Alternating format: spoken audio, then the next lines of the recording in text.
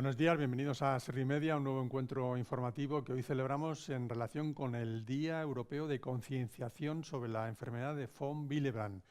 Ahora les explicaremos, dirán ustedes, ¿qué es esto? ¿No? Pues ahora les explicaremos con detalle qué es este tipo de enfermedad. Como digo, hoy 1 de febrero es el Día Europeo de esta enfermedad. Es una coagulopatía congénita la más frecuente y a raíz de un subtipo que se denomina von Willebrand es lo que hace que esta enfermedad tenga una frecuencia, como digo, más numerosa que otras. Pero bueno, como es un tema tan especializado, tan específico, tenemos a dos personas que lo conocen muy bien. Una porque representa una organización que agrupa a personas que tienen este tipo de coagulopatías, que es Laura Quintas Lorenzo. Buenos días, Laura. Laura, vicepresidenta de FEDEMO, que como digo es esta entidad, que además es paciente de von Willebrand tipo 3. Sí. Porque dentro de von Willebrand hay varios tipos, entiendo. Hay 3 tipos, creo que eso lo podrá explicar Sí, mejor después la doctora, pero la diferencia con lo que has dicho, el tipo 3, que es el más severo y el menos frecuente. Está catalogado, de hecho, como enfermedad poco prevalente. O sea, que eres una persona un poquito rara.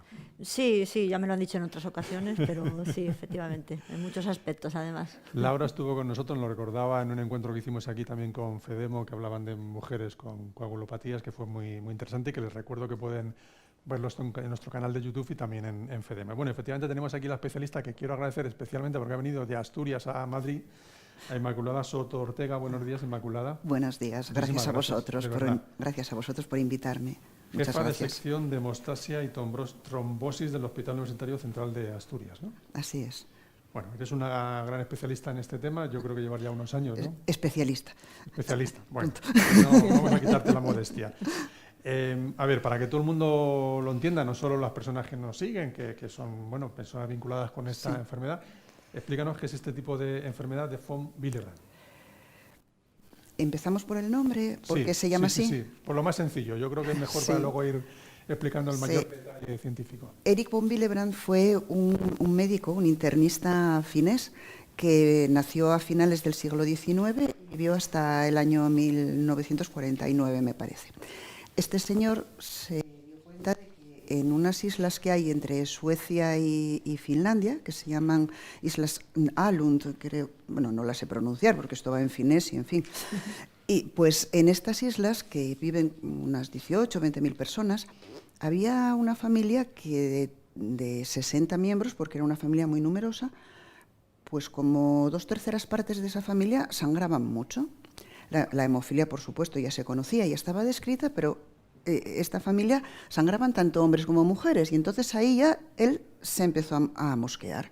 Dijo, caramba, que esto no es una hemofilia, aquí sangran los niños, sangran las niñas, sangran los adultos, sangra todo el mundo.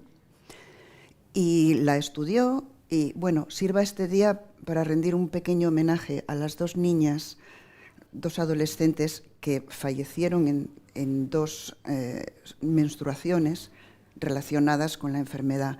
Esas 2 niñas le valieron a Erich von Willebrand para empezar a estudiar y definir la enfermedad, que él la llamó pseudohemofilia, y la publicó con un tal nombre, pseudohemofilia. ¿Por qué? Porque tenía de parecido con la hemofilia los sangrados tan importantes que provocaron que estas 2 crías se murieran a edades de 16 y 15 años, que eran adolescentes las 2. Y se diferenciaba de la hemofilia, era pseudo, porque afectaba a hombres y a mujeres. Como todos sabéis, la hemofilia generalmente afecta solo a los hombres. ¿Por qué se caracteriza? Pues ya os he dicho, por sangrados. ¿Qué pasa? Pues hay una molécula, una gran molécula que tenemos dentro de las muchas que intervienen en la coagulación de la sangre y que hacen que la sangre se coagule con normalidad, donde y cuando debe, es decir, cuando hay heridas, cuando hay roturas de los vasos sanguíneos. Pues una de estas moléculas, una molécula muy grande y muy compleja, se llamó en honor a su descubridor factor von Willebrand. Es una molécula que ayuda a cerrar el vaso sanguíneo que está roto, llevándose con ella plaquetas, por una parte, y por otra parte protege a una molécula muy importante de la coagulación, que es el factor 8, cuya carencia de todos conocida es causante de la hemofilia de tipo A. Cuando esta gran molécula llamada factor von Willebrand o no está bien, o es escasa, o no funciona bien, por la razón que sea, generalmente razones genéticas, pues se producen trastornos relacionados con esta falta de función. Tiene, ya digo, dos funciones muy importantes, entonces esas dos funciones se ven deterioradas y el paciente, la paciente que lo sufre, experimenta mayor riesgo de sangrar. ¿Y cuánto? Pues depende. Depende, porque es una enfermedad muy caprichosa y es una enfermedad muy variable. Por desgracia, las personas en las que se comporta de forma más homogénea son las personas como Laura. Es decir, cuando no hay, no hay, y esas personas sangran sí o sí. Cuando hay trastornos que llamamos cualitativos, es decir, la molécula existe pero no funciona bien, ya es variable. Unos pacientes sangran más, otros sangran menos. Ahí ya...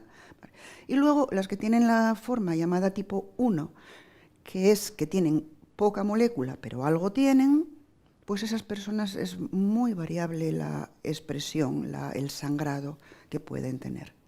Depende. Hay gente que no sangra nada, hay gente que sangra si le intervienen, muy típico antes que a los niños les quitaban a todos las anginas, pues las amigdalectomías eran problemas grandes.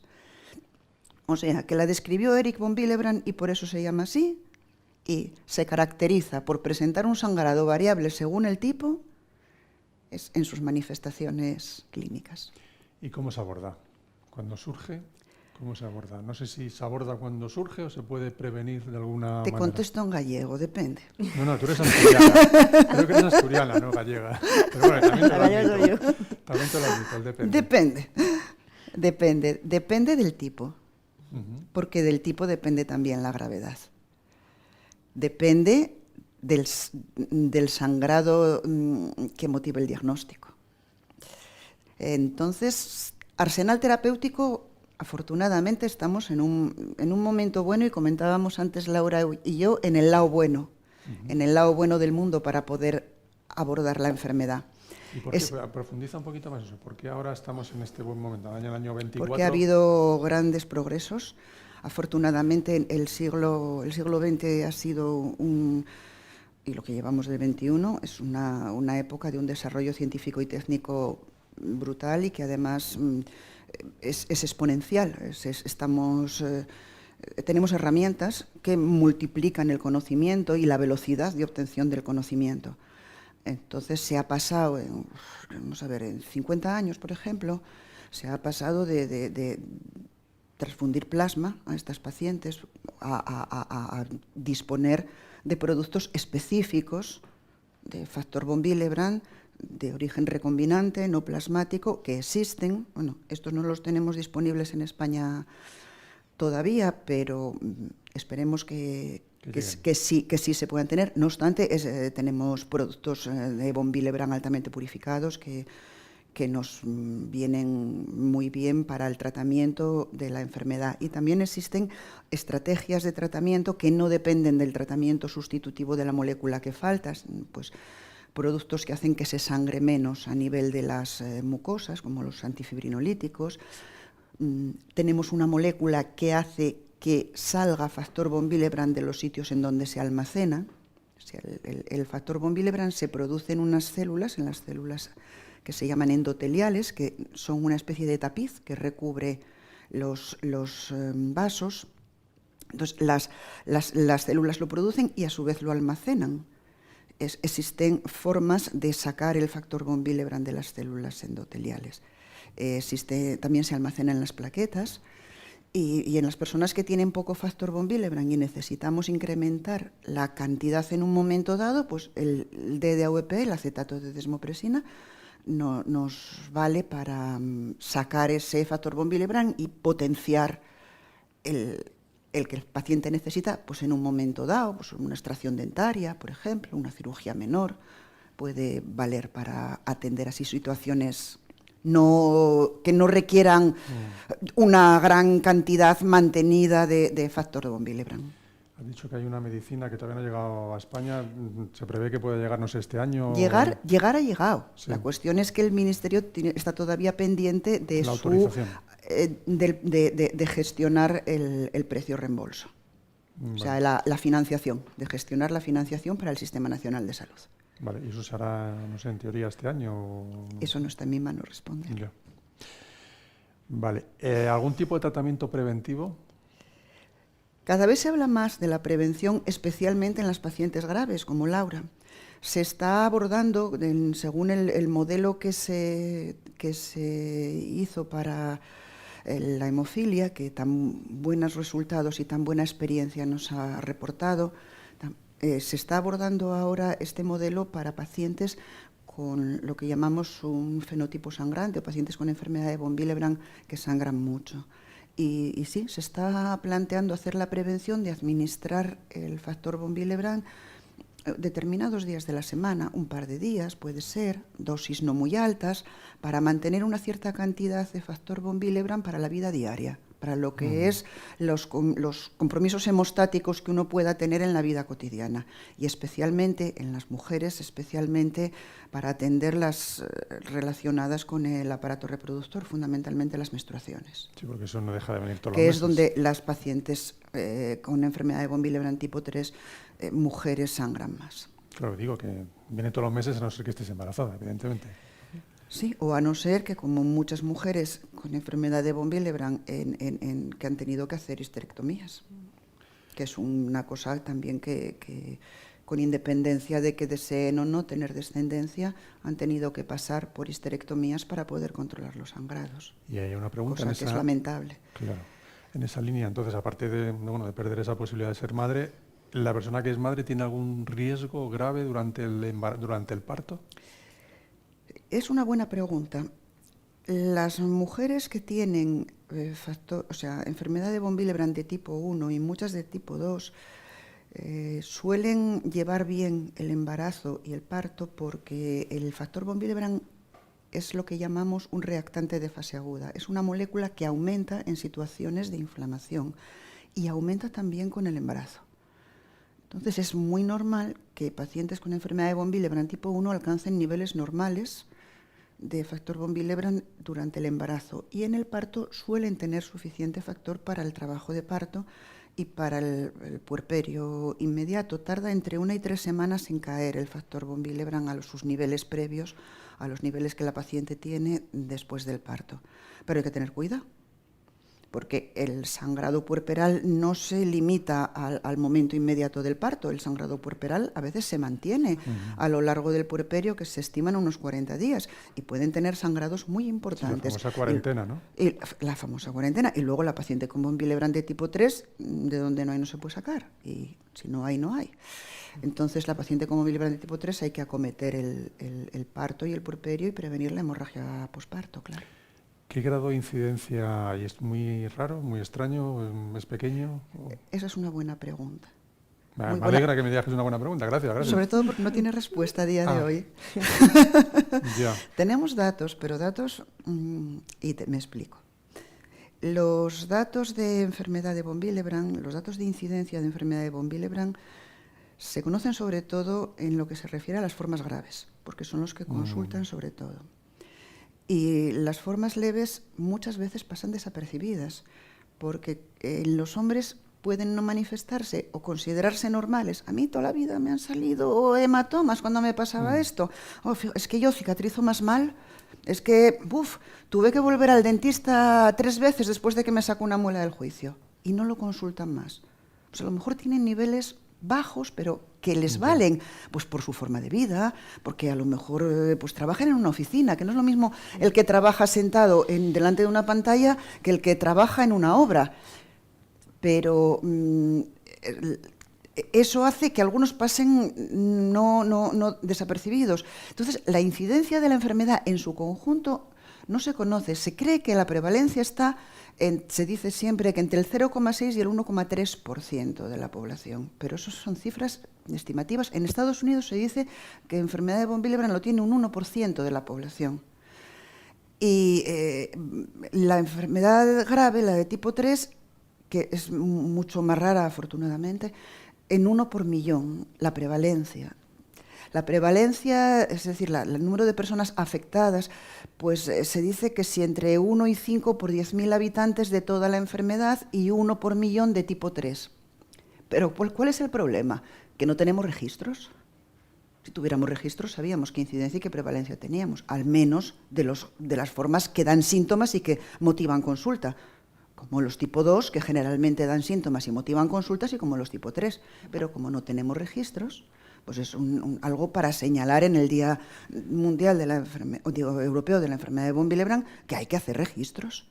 Hay que registrar enfermedades que son poco frecuentes, enfermedades con mucho impacto sanitario, con mucho impacto social sobre el paciente y con mucho impacto económico, porque los tratamientos en general no son baratos. Y el coste sanitario del tratamiento de la enfermedad en general no es barato. Entonces, todo junto debería impulsar a las autoridades sanitarias y a los centros que tratamos estas patologías a elaborar registros nacionales, que den información. Con la información puedes diseñar estrategias de atención.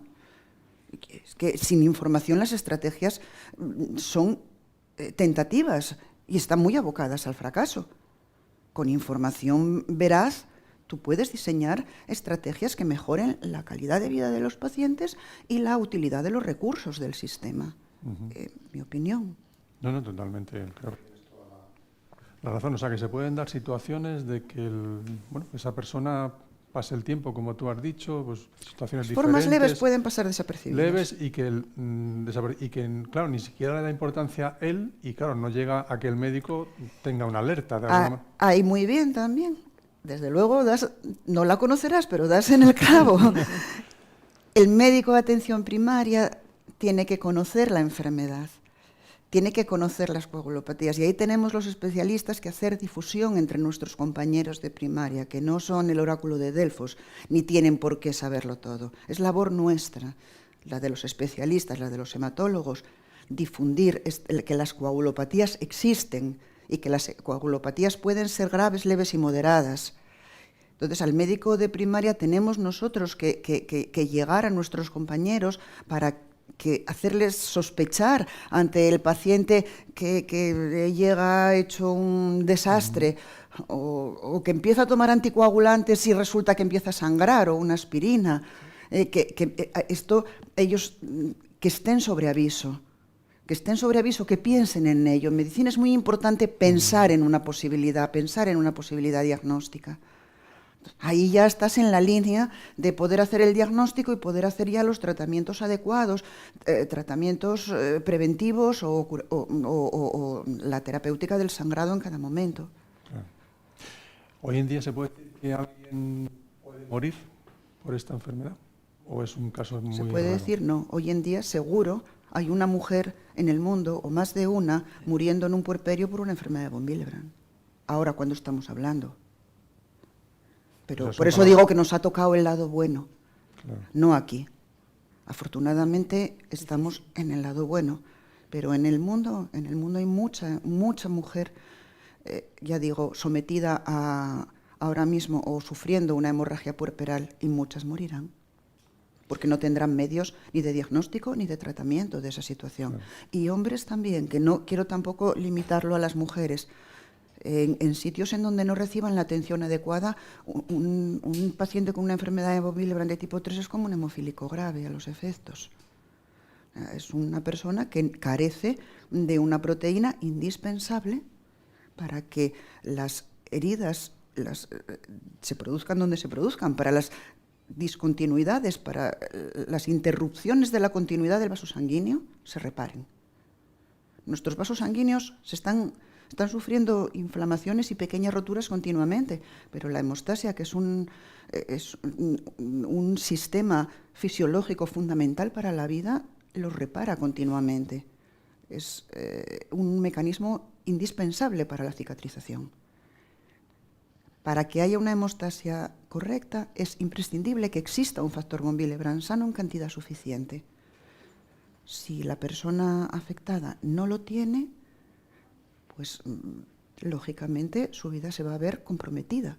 Dependiendo de los compromisos a los que le someta su vida, pues sufrirá más o menos complicaciones. O sea, aquí recomendamos que si tiene algún tipo de situación como la que hemos comentado, que por favor Vaya al médico, al Si especialista. tus heridas no cicatrizan bien, si te han sacado una muela y has tenido que volver al dentista, porque tal.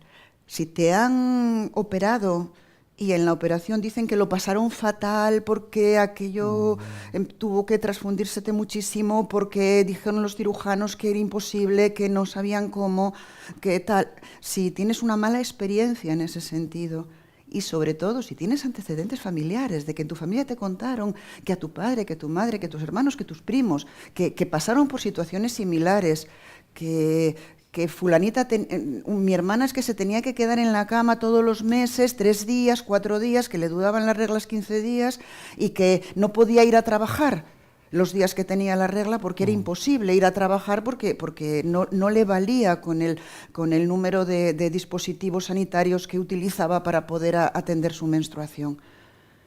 En esas situaciones, pues hay que consultar, que no pasa nada, que esto se hace un diagnóstico. La enfermedad de von Willebrand luego es bastante difícil de diagnosticar, no lo penséis que es tan fácil, pero para eso estamos. Y es nuestra función aquilatar el diagnóstico hasta donde podamos llegar. A veces es muy fácil, pero hay veces que es latosa, que sobre todo formas leves o moderadas a veces son latosas. Pero, insisto, es nuestra función. Ahí estamos y tendremos que hacer las cosas que sean necesarias para poder dar respuesta a esa consulta. Vamos a la parte práctica, ya que la tenemos aquí, por las dos vías que decía, por una parte, digamos, usuaria, iba a decir, paciente de esta enfermedad, y por otro lado, representante, como digo, vicepresidenta de FEDEMO. Laura, cuenta, en tu caso particular, ¿cómo te diste cuenta de que era realmente von Willebrand? Que no sé si la habías oído alguna vez. No, es que la doctora Soto lo ha explicado perfectamente. En mi caso me diagnosticaron con 8 meses, así que no me di cuenta. Yo nací así y conviví toda mi vida. Pero es una detección muy temprana, ¿no? Es una detección precoz, muy temprana. ¿No? Tuve mucha suerte porque fue hace ya más de 40 años en un hospital pequeño, en Orense, que no había, bueno, había una señora, pero no había mucho diagnóstico. Pero los hematólogos que me tocaron en ese momento tuvieron la sospecha porque hemofilia no podía ser porque era una niña y enseguida dieron con el diagnóstico. Yo creo que en esa época no era quizás tan habitual en un sitio quizás tan pequeño que no tenían experiencia previa que se diagnosticaran, pero a partir de ahí yo crecí con la enfermedad. ¿No? ¿Y has tenido episodios graves? Sí, esto creo que lo hablábamos antes.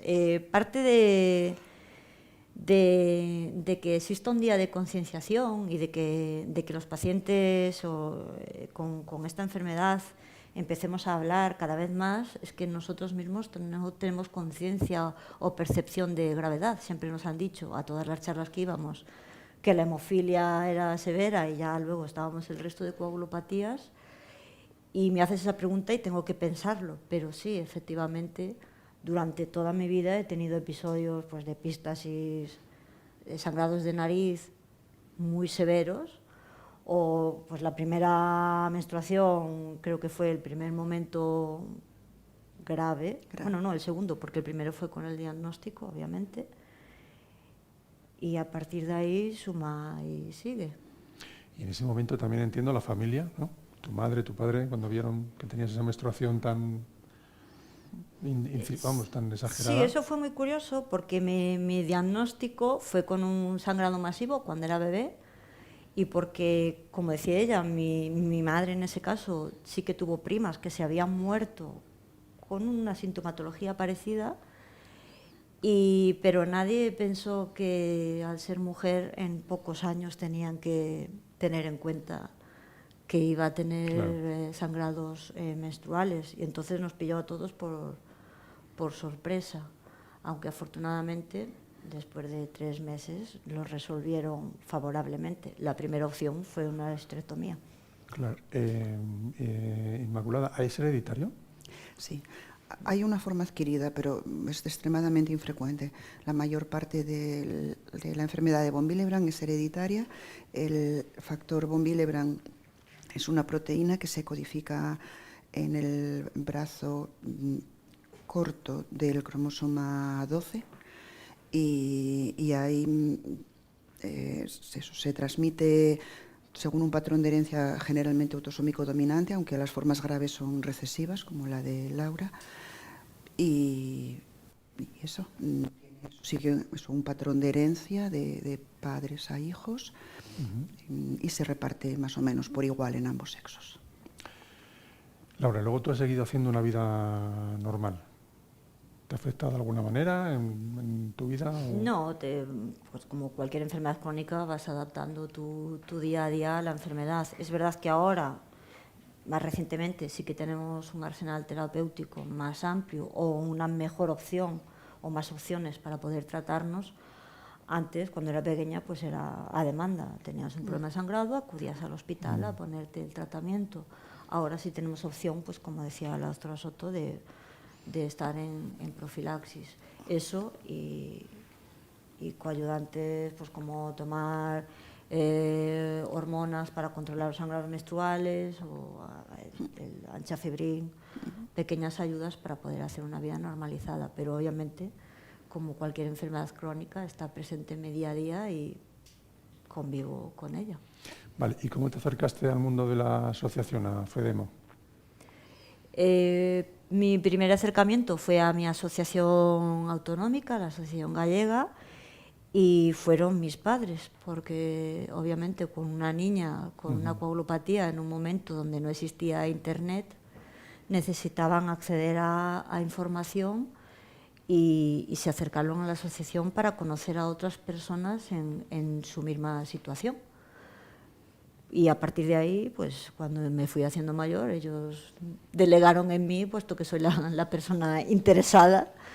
Y sí que es verdad que durante esos años sí di un paso más, porque casi todas las patologías y casi todas las personas que representan las coagulopatías son hombres con hemofilia.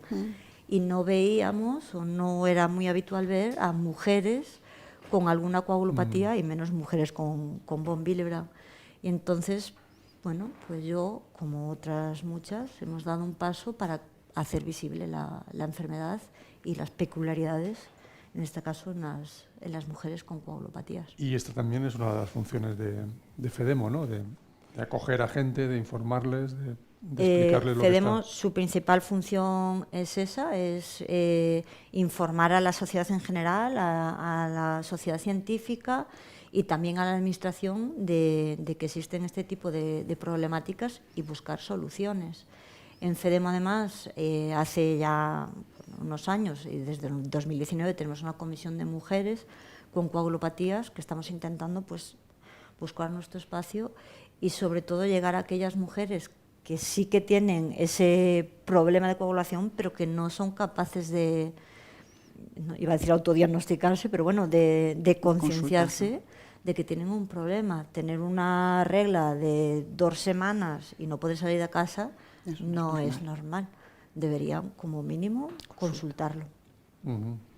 Ya saben, si pasa esta situación, por favor, consulten. En esta línea, desde FEDEMO también exigís o pedís a la Administración que cualquier tipo de tratamiento, ¿no? Pues que al final, si hay una novedad en Europa o en otro país, que también llegue aquí y que se implante, ¿no? Sí, nuestra labor principal con la Administración pública, además de que en España haya equidad entre las diferentes comunidades autónomas, que no siempre ocurre, que eso no ocurre casi nunca en este caso, es tener acceso a nuevas opciones terapéuticas. En el caso de von Willebrand, lo ha dicho la doctora Soto, existe un tratamiento recombinante que en España todavía no ha llegado porque está en precio y reembolso y tiene pinta de que la cosa va para largo, aunque es verdad que tenemos otras opciones, pero son de origen plasmático, y creo que, al igual que la hemofilia, que tiene una cantidad asombrosa de opciones de tratamiento,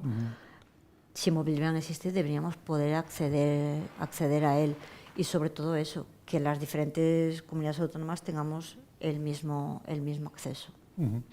Afirmabas con la cabeza, doctora, de que no es igual, ¿no? Este sistema autonómico que tenemos no es igual, vivir en un sitio que en otro. No, para nada. Es lo que ha dicho Laura. Vamos, el arsenal terapéutico existente para el tratamiento de las coagulopatías congénitas, bueno, se aprueba, los pasos son todos los mismos, los aprueban las agencias reguladoras. Suele ser primero la americana, luego suele ser la europea, la Agencia Europea de Medicamentos y Productos Sanitarios, la EMEA. Bueno, después de que las compañías presentan sus ensayos, sus estudios, deciden si ese fármaco lo aprueban o no para su comercialización. Luego lo aprueba la Agencia Española de Medicamentos y Productos Sanitarios y luego el Ministerio tiene que decidir si paga la parte correspondiente o todo, o qué financiación hace sobre ese producto. Supongamos que el Ministerio lo aprueba. El Ministerio lo aprueba para el Sistema Nacional de Salud, pero es que hay 17 sistemas autonómicos. Entonces, el médico considera que un tratamiento determinado es bueno para su paciente y dice, pues póngasele a fulanito el tratamiento X. Tiene que aprobarlo una comisión reguladora, fundamentalmente liderada por la farmacia, en la que deciden si sí o si no. La comisión reguladora de una comunidad puede decidir A y la comisión reguladora de otra comunidad contigua puede decidir B. Entonces, bueno, a mi juicio eso es un disparate. Y en tu caso, en tu día a día, ¿te pasa esta situación de que tú propones algo y te dicen no llegamos? Sí, así es, sí. Esto me ocurre, sí. ¿Y eso os llegará?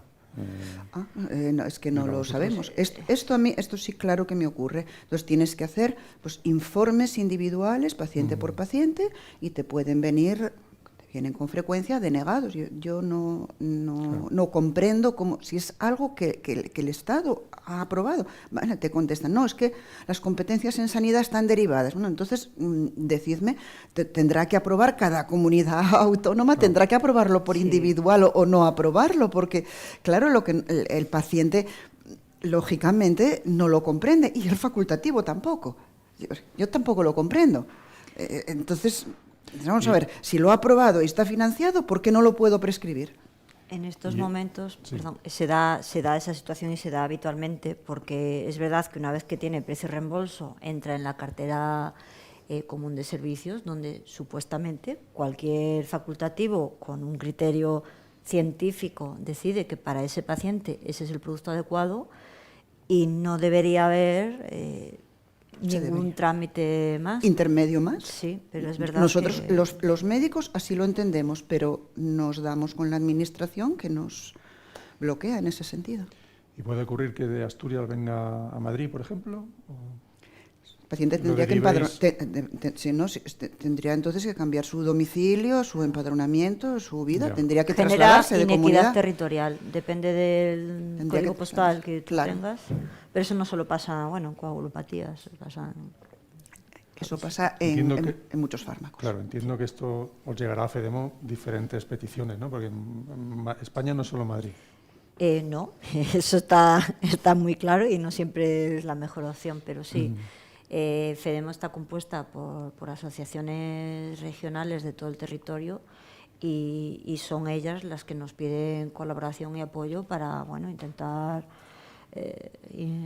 desatascar, por decirlo así, este tipo de situaciones. Bueno, tenemos el Día Europeo. ¿Lleva mucho tiempo este Día Europeo? Este es el segundo año que se celebra este día. Lo ha decidido, ha sido el Consorcio Europeo de Hemofilia el que ha decidido ponerlo. De hecho, se ha elegido el día 1 de febrero porque es el día de nacimiento de Henrik von Willebrand. Y el motivo es eso, porque a pesar de que es una enfermedad prevalente, es una enfermedad muy desconocida, no solo por las personas que la padecemos, sino también por los clínicos que tienen que diagnosticarla y sobre todo registrarla, que ella lo ha explicado perfectamente, pero yo aprovecho y lo vuelvo a decir porque también es otra de las reivindicaciones del movimiento asociativo, y es que es importante registrar para poder saber y para poder solicitar lo que necesitamos. Sí, levantar la cabeza a don Willebrand, Inmaculada no se imaginaría todo lo que ha montado, ¿no? Pues agradecérselo a su memoria. Claro. Porque dicen, yo leí su biografía, pero es que de la biografía de él apenas hay nada, porque fue un hombre extremadamente modesto. Y con lo que trabajó y vio y la visión de futuro que tuvo, bueno, pues fue profesor de la Universidad en Helsinki, fue médico internista, pone en algunas reseñas bibliográficas de él, ponen también biólogo. Yo no sé si también hizo biología. Desde luego, lo primero que se graduó fue medicina, eso seguro, por la Universidad de Helsinki. Curiosamente, estas curiosidades de la historia, nació ruso, porque Finlandia en aquel momento pertenecía al Imperio Ruso, me parece que nació en 1870, pero no me hagáis mucho caso que me puedo equivocar, porque creo que calculé que había muerto con cerca de 80 años, entonces nacería, si nació en 1870, murió con 79, porque sí que sé que murió en 1949, y cuando murió era finés de territorio. Y nació perteneciendo a una... Finlandia era parte del Imperio Ruso, que de aquella todavía era Imperio Ruso. Y las islas estas donde él hizo su descubrimiento siempre pertenecieron a Finlandia, pero se habla sueco allí. Y él, ya digo, si lo pudiera ver, pues supongo que se sentiría muy contento y muy reconfortado de ver cómo pudo mejorar su descubrimiento la vida de muchísimas personas. Y en aquella época no podría haber sido premio Nobel también. Lo merecería, desde luego lo merecería, porque sí su descubrimiento fue enormemente trascendente. Laura, ¿qué mensaje podemos lanzar a las personas que nos vean o que nos sigan en este programa? Pues lo primero es que acudan, por favor, a su doctor si tienen sospechas de tener un von Willebrand o una coagulopatía en general. Que las personas que tengan un diagnóstico acudan a su asociación más cercana, porque creo que entre todos y entre todas tenemos la fuerza suficiente para conseguir, por ejemplo, tratamientos. Y ya animo a todo el mundo a que se anote al Congreso Mundial de Hemofilia, que será aquí en Madrid del 21 al 24 de abril, y que cada vez más se habla de enfermedad de von Willebrand, y va a ser una muy buena oportunidad para conocer a personas de otros países y para conocer pues, las novedades que hay en esta enfermedad y en otras coagulopatías. Mira, Inmaculada, tienes buena memoria. ¿Sí? Me pasan aquí, me dicen Erich Adolf von Willebrand, Vasa, 1 de febrero de 1870. Bueno. Y Pernaya, 12 de diciembre de 1949. Esto gracias a Jesús que me pasa la documentación. Médico internista de Finlandia, conocido en el ámbito de la hematología. Sí, yo sabía que había muerto en el 49 y que había muerto casi sin haber cumplido los 80 años. Pues vivió una barbaridad para 2 guerras mundiales, en fin. Fíjate, no, y invasiones, porque siempre parece que tuvieron mucho tema ahí con la frontera rusa. Bueno, ahora de estamos Finlandia. viviendo con la guerra de Ucrania. De Ucrania. Bueno, Laura Inmaculada, Laura, ha sido un placer. Te vamos a traer más veces porque lo has explicado de una manera muy, muy didáctica. Claro que sí. Nos hemos enterado de lo que es la enfermedad, de verdad, de una forma muy profunda también, no solo de una manera sencilla. Y Laura, muchas gracias, vicepresidenta, porque tienes mucho trabajo que hacer. En FEDEMO y en tu vida también. En ello estamos, pero ves que estamos bien arropados y con gente que nos apoya y nos ayuda a seguir adelante. Estaremos atentos de ese congreso que comentas, que es un congreso muy importante para FEDEMO y para España, que viene aquí a España además. De eso ya hablaremos más adelante. Muchísimas gracias por estar con nosotros. Insisto, gracias a las dos y nos vemos en un próximo encuentro informativo aquí en Servimedia.